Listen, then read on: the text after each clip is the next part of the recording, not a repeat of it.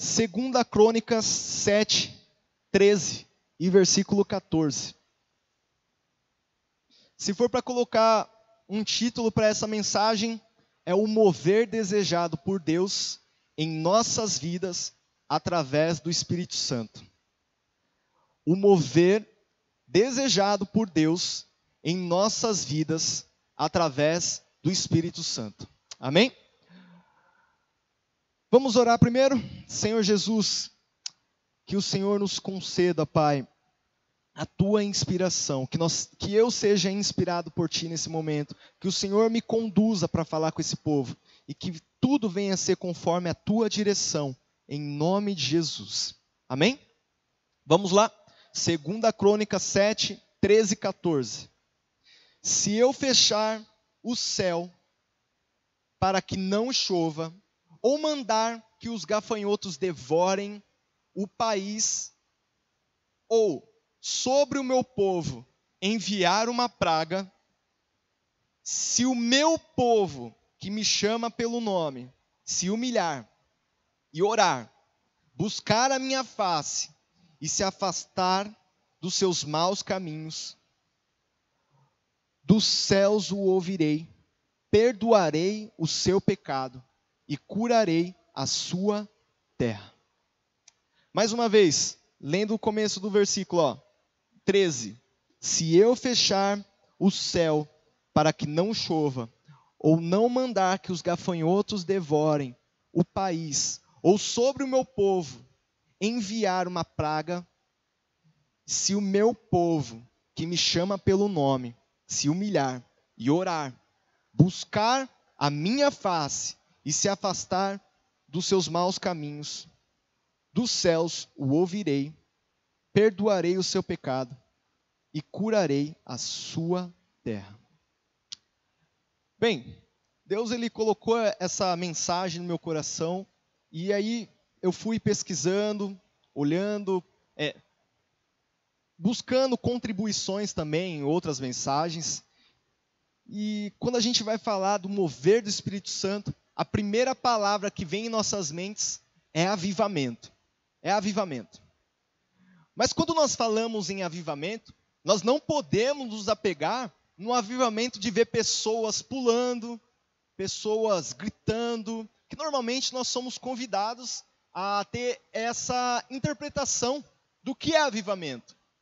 Pessoas pulando, pessoas gritando, grandes empreendimentos, vários projetos. A gente é convidado a interpretar o avivamento dessa forma. Mas se nós formos realmente na palavra do avivar, nós vamos encontrar nela que o avivamento é o quê? É pegar alguém que estava morto, alguém que morreu, e colocar vida sobre essa pessoa. Isso é avivar. É colocar vida sobre aquele que estava morto. Isso é avivamento. E quando nós vemos essa palavra avivamento, nós vemos que o avivamento genuíno é o despertamento do coração do povo para o momento de comunhão, intimidade e relacionamento com o Pai. Quando nós vamos pegar nitidamente o que é avivamento, nós olhamos para a palavra e nós vemos despertamento. Despertamento de um coração. A gente tem visto nesses dias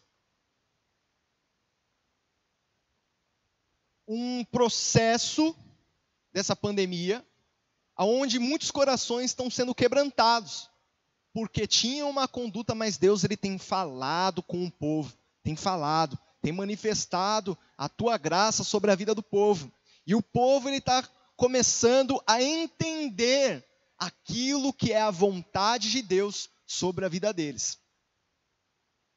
E quando Deus fala, se eu fechar o céu para que não chova, ou mandar que os gafanhotos devorem o país, ou sobre o meu povo enviar uma praga, às vezes nós somos convidados a achar que Deus, ele é um Deus pavoroso. É um Deus que, que coloca medo. Vamos dizer assim. Mas só que, cá entre nós, vamos imaginar uma questão. Imagine se tivesse tudo bom, tudo tranquilo, a pessoa ela tivesse situações de desfrutar grandes coisas, vamos dizer assim, o povo em geral. Você acha que essa pessoa ela ia buscar Deus? Você acha que essa pessoa ela ia se voltar para Deus? Então, quando Deus ele fala, se eu fechar o céu para que não chova, ou mandar que os gafanhotos devorem o país, ou sobre o meu povo enviar uma praga, nós estamos dizendo que que o povo, normalmente, ele se volta para Deus em momentos de dificuldades. É somente em momentos de crises, em momentos de intensa tensão, que normalmente, o povo, ele se volta para Deus. Caso contrário, a pessoa ela fica pensando em bens materiais, o que ela pode conquistar no outro ano, qual carro que ela vai conquistar, qual é a casa que ela vai comprar, ou qual que é a viagem que ela vai realizar. Não estou falando que isso é pecado, viu? Amém? Tudo isso é bênção de Deus sobre as nossas vidas. Mas o problema torna um problema quando a gente prioriza, coloca essas questões como prioridade em nossas vidas. Aí que surge o pecado. Quando nós tornamos isso como prioridade em nossas vidas, normalmente nós acabamos nos esquecendo de Deus.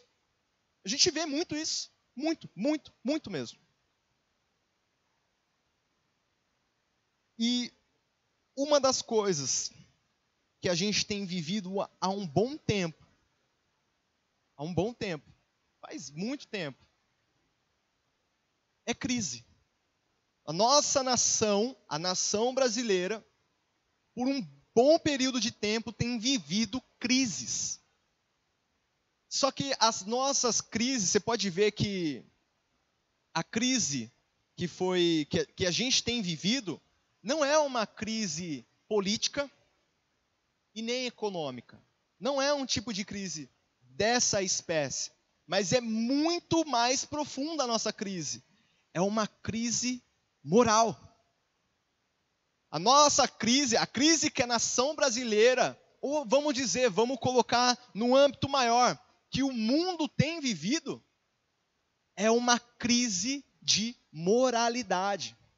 A gente vê que dentro da Câmara tem vários projetos contra a família, contra as pessoas, contra a moralidade. Tem muitos. Nós vemos pessoas que normalmente têm buscado viver em imoralidades das mais perversas.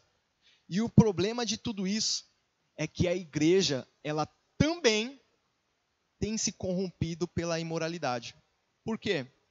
Porque a igreja, ela tem olhado para tudo isso, muitas vezes tem olhado para tudo isso, e tem ficado indiferente.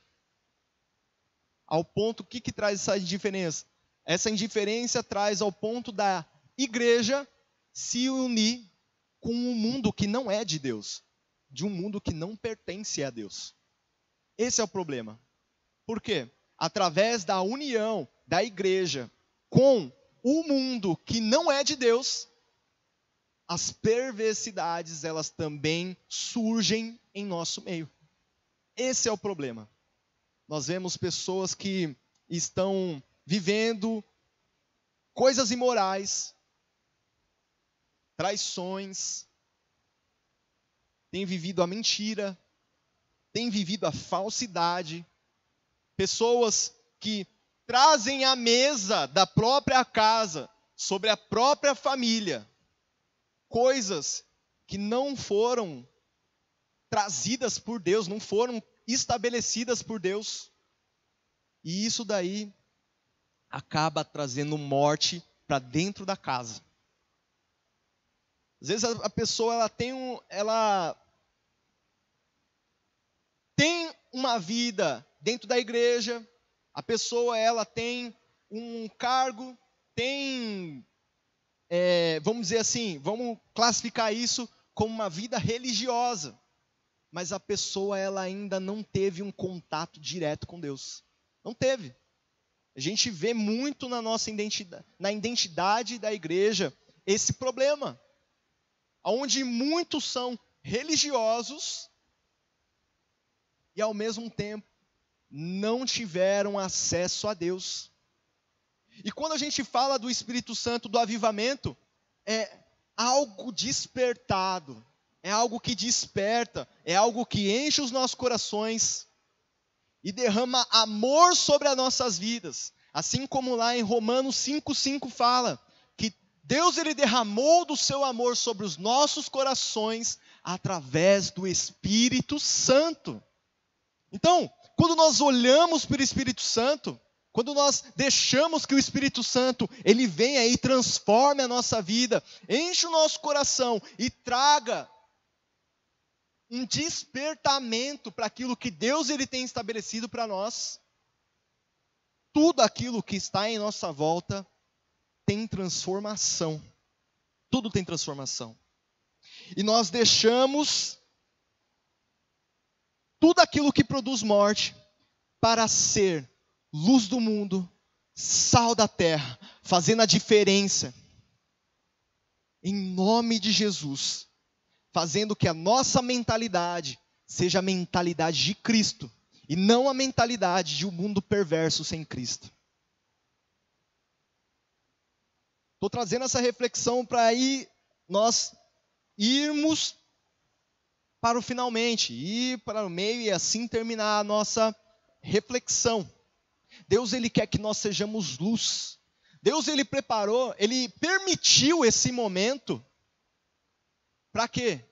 Para que nós refletíssemos, olhássemos para Deus e deixasse que o Espírito Santo despertasse em nosso coração a realidade da vontade de Deus sobre as nossas vidas. O que tem te afastado de Deus? O que tem te afastado da intimidade com Deus, da responsabilidade que Deus ele estabeleceu sobre a sua vida? Que é ser um com Ele, ser um com os irmãos, para que o mundo saiba que Cristo foi enviado por Deus. Cristo é o enviado por Deus. O que você tem feito? Onde você tem pecado? O que Deus ele tem falado com você nesses dias? Eu creio que Deus ele tem falado, porque, olha, comigo mesmo, Deus ele tem falado, e muito, e muito, e muito. Eu gosto de trabalhar, eu gosto de estar junto, eu gosto de fazer essas coisas, mas falo algo pessoal, é algo pessoal, onde Deus está falando comigo. Esse momento tem sido um momento onde estou deixando Deus falar. Estou trabalhando, mas eu estou deixando muito mais Deus trabalhar em mim do que eu estar fazendo a obra. Porque Deus, ele está vindo ao meu coração e através do Espírito ele tem me mostrado tantas coisas. E somente a gente melhora, a gente faz as coisas acontecerem quando a gente ouve a manifestação de Deus em nossas vidas. Ouve aquilo que ele tem para nos falar. Dentro dessa palavra onde eu fui procurar em outras pregações assim, eu ouvi uma história que é interessante. Um pastor recebeu um grande pregador na igreja dele. E é normal, gente, a gente pegar uma pessoa e falar assim, nossa, olha, ó que sim, que Deus ele tem feito em nossas vidas aqui e tal, ó, os empreendimentos, a gente tem trabalhado nesse projeto, a gente tem feito isso, tem feito aquilo, tem um movimento tão legal, tal, olha só isso aqui, veja só, daqui tempo a gente tem um projeto de estender para lá, estender para cá, tem projeto de alcançar tantas pessoas e projetos. E esse pregador ele ficou calado o tempo todo. quando chegou num determinado momento, ele perguntou: e tudo isso tem vida? E o pregador, ele ouvindo isso, o pastor daquela igreja ouvindo isso ecoa no coração dele até hoje. Faz 38 anos. 38 anos. E isso ecoa na vida dele até hoje. Isso tem vida? Isso que vai produzir vida? Isso tem vida. Então, quando nós olhamos para o avivamento, novamente, nós olhamos para o avivamento como um despertamento do coração de um povo para comunhão, intimidade e relacionamento com o Pai. Amém? Estamos aí ainda? Estamos falando sobre o mover desejado por Deus em nossas vidas através do Espírito Santo. Olha só. Um verdadeiro avivamento traz mudanças profundas na sociedade e movimentos de transformação. Amor, amor. Novamente, eu vou dedicar um tempo dentro desse versículo. Will, se você puder colocar esse versículo, que a palavra diz que Deus ele derramou amor sobre os nossos corações para que nós viéssemos encher o mundo com o amor dele, transbordar o amor dele em outras pessoas, por aquilo que o Espírito derramou em nossos corações. Você pode colocar para mim? Romanos 5:5. Eu amo a palavra, eu amo. E eu amo esses versículos chaves. Eu amo, eu não sei se você é que nem eu, que anota, mas eu gosto muito desses versículos chaves, esses versículos de Salmo. Se você tem algum versículo, coloca aí nos nossos comentários. Um versículo que Deus ele fala com você. Também isso daí é de edificação para outras pessoas. Olha lá. E a esperança não nos decepciona, porque Deus derramou o seu amor em nossos corações por meio do Espírito Santo que Ele nos concedeu. Então, se Deus ele pede para que nós venhamos transbordar o teu amor para outras vidas, é porque foi o Espírito Santo que nos concedeu. Foi Ele que derramou. O Espírito que Deus ele nos concedeu, derramou o amor de Deus sobre os nossos corações. E assim nós temos motivo para buscar transformar pessoas, transformar vidas através da nossa vida, daquilo que Deus ele tem feito em nós.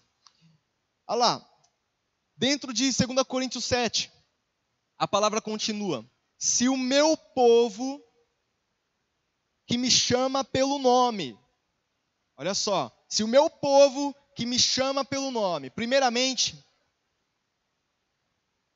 para ser dele, povo dele, tem que ir até ele.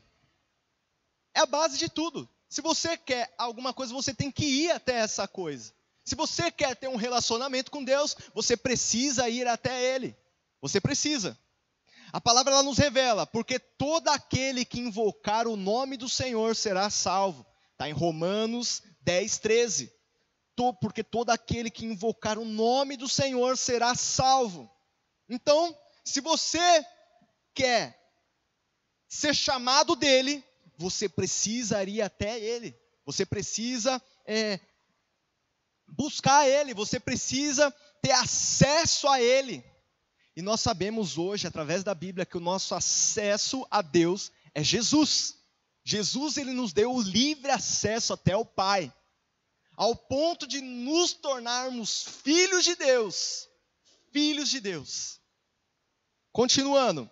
Se humilhar não é você ver uma pessoa andando devagarzinha, tadinha, ali nos passos, tão devagar, com os olhinhos meio fechadinhos, isso daí é sono, não é humildade. Humildade é reconhecer que tem alguém sobre você, e por você, uma autoridade divina. Isso é você se humilhar, é você se reconhecer que tem alguém sobre você e respeitar a autoridade divina que está sobre você. Isso é humildade. Isso é humildade. O maior contexto de humildade está dentro dessa frase. É você reconhecer que tem alguém sobre você, que tem um Deus sobre você, que há um Salvador sobre você, que há um pastor, um anjo sobre você, que há um líder sobre você, alguém que cuida de você, que ora por você, uma pessoa que busca diante de Deus abençoar a sua vida, a sua casa, a sua família, em nome de Jesus. Isso é ter humildade. É reconhecimento daquilo que Deus ele coloca sobre a sua vida. Deus ele falou tanto através da vida do nosso pastor, dentro das cartas ali de Apocalipse, e todas começavam dizendo: ao anjo da igreja, o Senhor diz ao anjo da igreja. Então, se você está acompanhando essa transmissão aqui, essa noite, Deus ele está te revelando que todos os dias, Deus ele tem colocado um pastor sobre a sua vida para abençoar a sua casa, para trazer alimento. Às vezes você chegou completamente desacreditado dentro da sua casa, mas Deus ele colocou uma autoridade sobre você para lembrar que você tem que ser humilde o suficiente para chegar e ouvir aquilo que Deus ele tem falado no coração do anjo da igreja para abençoar a sua casa. Todo dia a gente vê 6:30 o nosso pastor orando por nós. Todo dia, às 7 horas, todo dia, sem interrupções alguma. Nós vemos uma palavra sendo direcionada para a sua casa e você sendo abençoado. Todos os dias. Então, a verdadeira humildade está aí, em reconhecer uma autoridade divina. É realmente reconhecer que sem Deus não fazemos nada. A palavra fala sobre isso, que nós não somos nada. E às vezes tem pessoas que, ó Deus, me dê capacidade, me dê motivação, me dê não sei o quê, me dê. Mas você tem que entender que é Deus em você, em ação. É Deus agindo através de Jesus em sua vida. Porque se fosse por você, você não teria capacidade nenhuma. É isso que a gente tem que entender. Se tem uma coisa que te leva a ter uma intimidade com Deus, uma genuína intimidade com Deus, é você reconhecer que sem Jesus você não é nada. Você precisa daquilo que Deus ele tem proporcionado para você através da vida de Jesus. E assim o Espírito Santo ele vai movendo em sua vida e vai aplicando aquilo que é a vontade de Deus. Não há nada melhor do que viver a vontade de Deus. Não há. Não há um outro igual, senão Jesus. Não há. Olha só. Quando a gente fala sobre orar, porque depois a palavra diz, se humilhar e orar. Olha só a importância de você orar. Você já viu algum pai ficar muito tempo sem ouvir a voz do filho? Você já ouviu? Você que é pai aí, você que é mãe, você consegue ficar uma semana sem ouvir a voz do seu filho?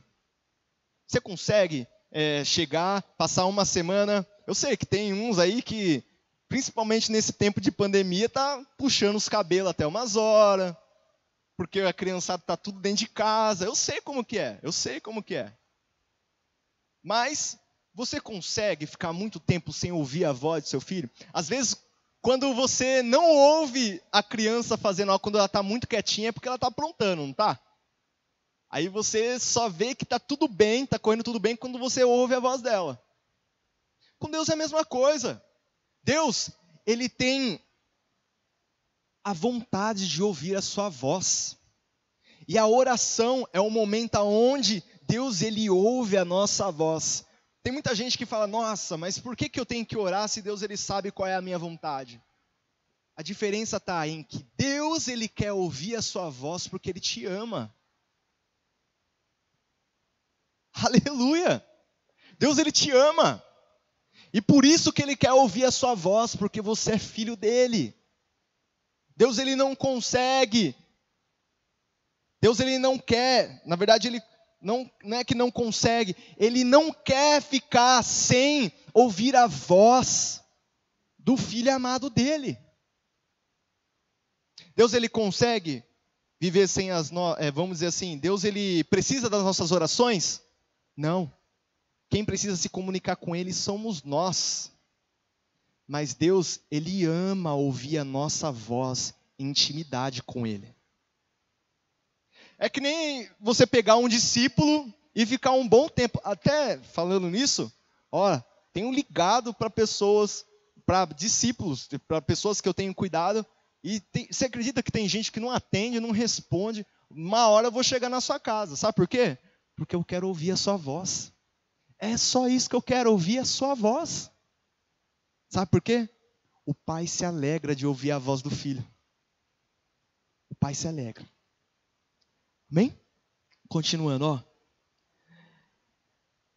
Se o meu povo que me chama pelo nome se humilhar, orar, buscar a minha face e se afastar dos seus maus caminhos, aí chega, buscar a minha face e se afastar dos seus maus caminhos, logo vem na minha mente, sabe o quê?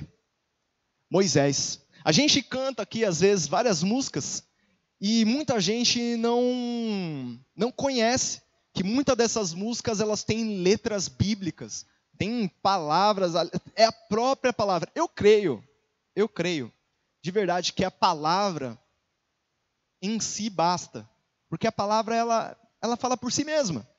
Você pode ver que a gente vai amarrando textos para declarar algo, porque a palavra, ela fala por si mesma, porque a palavra é Deus. Então, tem várias músicas que têm trechos bíblicos, ou ela é inteira bíblica. Uma que é inteira bíblica, que eu amo, é aquela que fala, eu vou subir no monte que muitos desistiram. Ela vem mais perto do monte, mais perto da face, me espanto com o peso da tua glória, mais perto da glória, mais perto da morte, o medo quer me parar, então me tira o medo, que me faz dizer, Moisés, suba em meu lugar, me faz entender. E olha só, quando a gente olha para esse ponto da música, a gente vê lá em Êxodo 19, Deus, ele falando para o povo ficar, se preparar durante 3 dias para um dia onde Deus, ele ia manifestar a glória dele. Onde no 3º dia ninguém poderia subir ao monte, porque o pessoal ia acontecer algo mal com eles iam morrer. Até que a trombeta ela fosse tocada, e ali poderia subir. E fala na Bíblia que começou a se formar uma grande tempestade, onde tinha ventos, onde tinha uma grande fumaça saindo do monte. E a palavra revela que aquele povo começou a tremer de medo. Ao ponto de, quando Deus, ele liberou, o povo estava com medo e falava, vai lá você. É terciarizar, vamos dizer assim, aquilo que Deus, ele tem proporcionado da glória dele para a nossa vida. E sabe o que é o mais interessante, que eu acho mais lindo nesse versículo? É que quando depois Moisés, ele subiu ao monte, o povo olhava para a face dele, depois dele descer, o povo olhava para a face dele e olhava a face dele brilhar, por conta da glória de Deus estabelecida sobre a face dele. Deus, ele quer isso para a sua vida. Deus, ele quer que você suba ao monte, busque a face dele e se afaste dos maus caminhos, para que outras pessoas possam olhar através do seu rosto a manifestação da glória de Deus. Aleluia! Tem coisa mais linda que isso? Deus, ele refletia a glória dele em seu rosto, no meu rosto, para que só as pessoas de verem você, verem ele brilhar. Meu Deus do céu. Meu Deus. E às vezes a gente tem medo de subir o monte, medo de responsabilidades que Deus, ele coloca sobre a nossa vida. Olha só, tem coisas que eu tenho conversado com muitas pessoas sobre esse mesmo assunto. Deus, ele confiou algo em você, se ele confiou algum, vamos dizer assim, cargo dentro da igreja, é porque ele quer pegar você e elevar o seu grau de responsabilidade ao ponto de você ser fiel nesse ponto de responsabilidade, para ele te colocar você sobre um outro nível de responsabilidade. Deus, ele quer isso para você. Sabe por quê? Porque ele te ama. Ele te ama. E quanto mais responsabilidade, quanto mais nós buscamos a face dele, mais ele vê que nós somos fiéis a ele e mais ele entrega. Eu lembro a palavra do Rodolfo Abrantes que eu ouvi uma vez sobre você amar a Deus e ele derramar amor sobre você. Você demonstra mais amor por ele e Deus, ele demonstra mais amor por você. Aí você acha, poxa vida, agora eu quero ver, agora eu vou ganhar. Pá, manda. Aí o Deus, ele olha para você, sabe de nada e pá. Deus derramando o amor dele sobre você, manifestando grandes coisas em sua vida. E o versículo termina assim, ó: dos céus ouvirei, perdoarei os seus pecados e curarei a sua terra.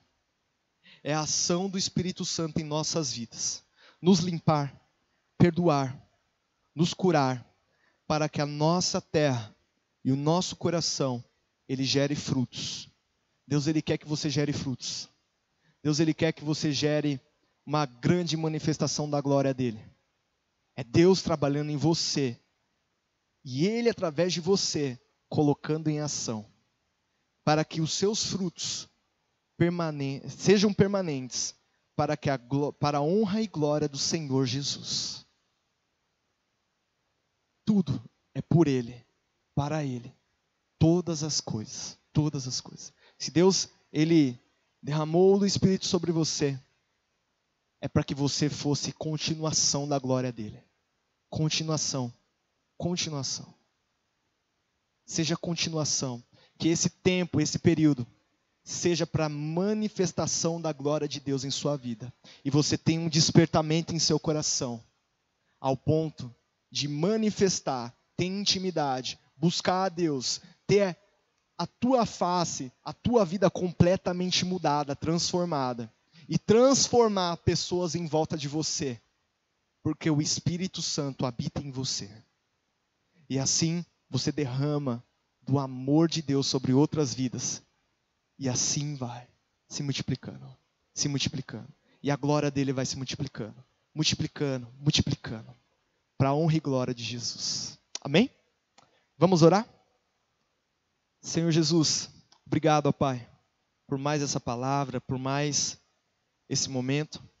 Eu agradeço a Ti, Senhor, porque foi um momento onde o Senhor me usou. Porque se não fosse através do Senhor, nada disso teria sentido. Não teria sentido de eu estar aqui, não teria sentido dessas pessoas estarem nos acompanhando essa noite. Mas eu creio que o Senhor tem grandes manifestações da Tua glória sobre a nossa vida.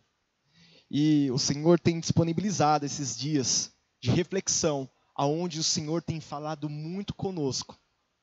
E nós vamos colocar tudo isso que o Senhor tem falado em ação, para que o Senhor seja glorificado através das nossas vidas. Em nome de Jesus. Amém?